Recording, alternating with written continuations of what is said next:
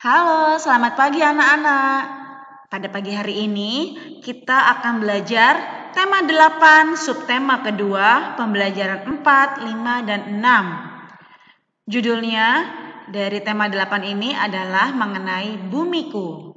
Sebelum mulai pembelajaran, alangkah baiknya kalian awali dengan berdoa terlebih dahulu.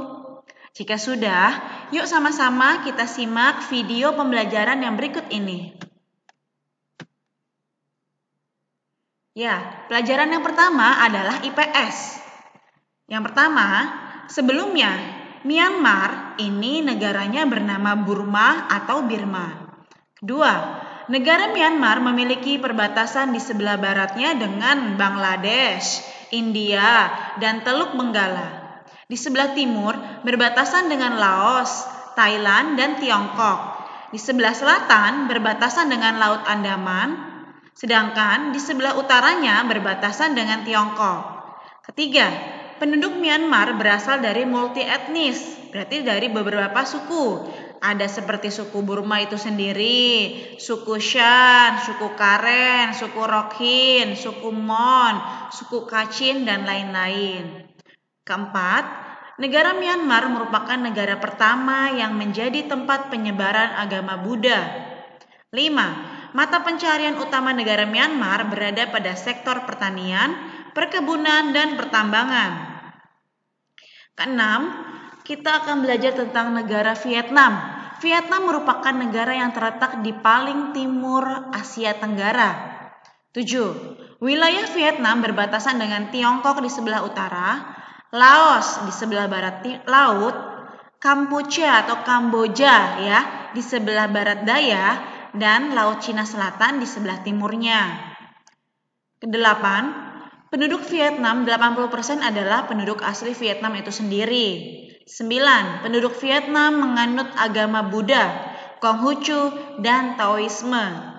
10. Bahasa resmi Vietnam adalah bahasa Vietnam. Bahasa lainnya ada juga bahasa Prancis, bahasa Cina, bahasa Inggris, dan bahasa Khmer. Setelah pelajaran IPS, kita lanjut ke pelajaran IPA. Yang pertama, gerhana bulan terjadi pada malam hari. Kalau gerhana matahari itu dari terjadinya siang ya. Nah, ini gerhana bulan terjadinya pada malam hari.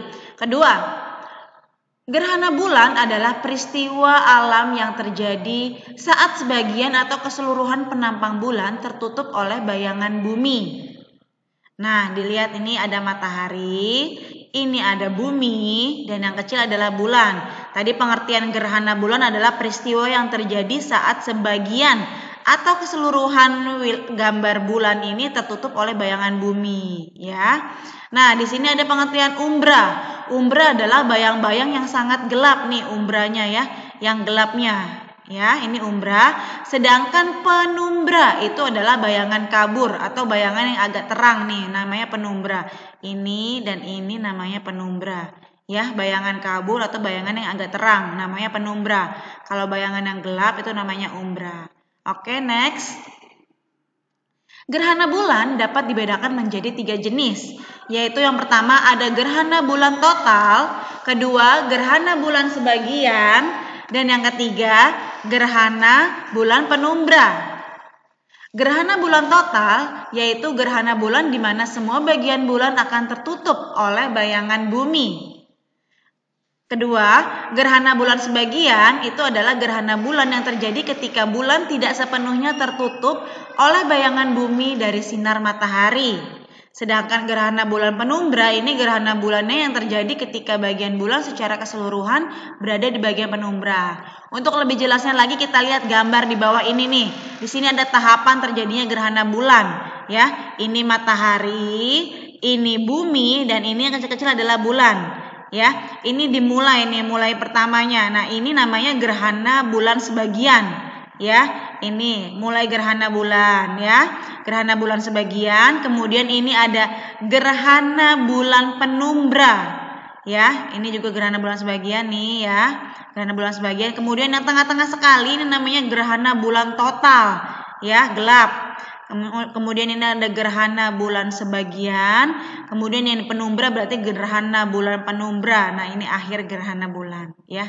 Ini dari mulai awal sampai akhir ya. Ingat, umbra itu bagian yang gelap, kalau penumbra bayangan yang agak terang atau bayangan kabur. 4. Gerhana bulan total ini berlangsung kira-kira 1 jam 40 menit. 5. Gerhana bulan hanya terjadi pada saat bulan purnama. Namun, tidak setiap bulan purnama dapat terjadi gerhana bulan. 6. Gerhana bulan dapat terjadi sekali atau 7 kali dalam setahun. 7. Jika kamu berkunjung ke observatorium dan planetarium, kamu dapat mengamati gerhana bulan dan planet-planet dengan lebih jelas. Next, pengertian bulan di sini adalah benda langit yang paling dekat dengan bumi. 9. Bulan merupakan satelit alami bumi yang berdiameter 3.840 km. Kenapa dikatakan satelit alami bumi? Karena dia terjadi dengan sendirinya. Berbeda dengan satelit-satelit NASA, satelit Palapa itu satelit buatan ya. Kalau bulan ini satelit alami bumi ya, sudah diciptakan oleh Tuhan. 10. Rotasi bulan adalah perputaran bulan pada porosnya dari arah barat ke timur. Dalam satu kali rotasi bulan ini memerlukan waktu yang sama dengan satu kali revolusinya mengelilingi bumi. 11. Revolusi bulan adalah peredaran bulan mengelilingi bumi dari arah barat ke timur. Satu kali putaran penuh revolusi bulan ini memerlukan waktu rata-rata 27 hari, 7 jam, 43,22 menit. 12. Gerak revolusi bulan ini sebagai dasar dan pedoman dalam perhitungan bulan dan tahun Komariah atau juga disebut dengan tahun Hijriah ya.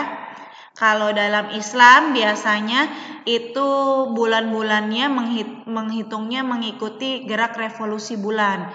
Makanya lebarannya ada namanya tahun Hijriah, 1430 Hijriah. Nah, itu mengikuti revolusi bulan ya.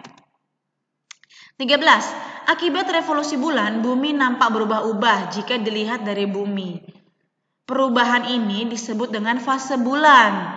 Kadang kalian lihat ya, ada bulan sabit, bulan penuh, bulan purnama ya.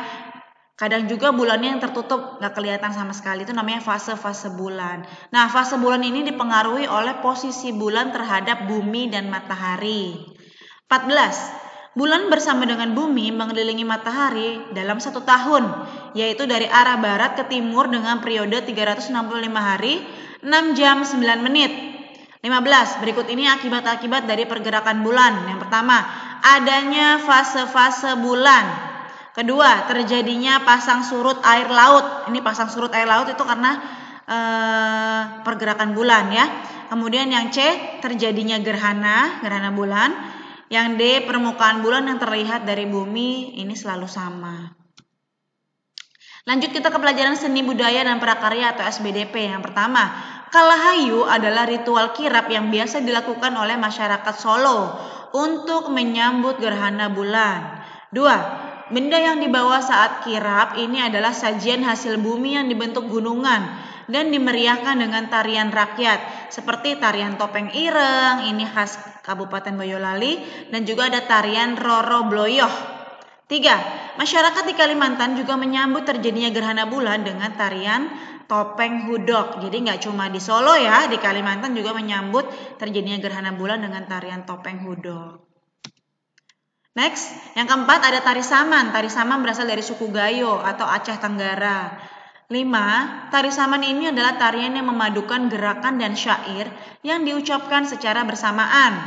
6. Biasanya tari saman tidak menggunakan musik ya sebagai pengiringnya, tetapi hanya menggunakan suara tepukan tangan dan kombinasi gerakan yang kompak dari penarinya. 7. Berikut ini adalah unsur-unsur utama tari. Ada wiraga, wirama, dan wirasa. Wiraga ini adalah sebuah gerakan badan, tangan, dan kaki ya.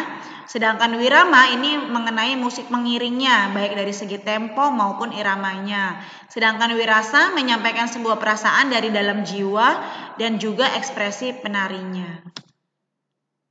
Setelah seni budaya, kita lanjut ke PPKN. Yang pertama, hak dan kewajiban harus berjalan seimbang.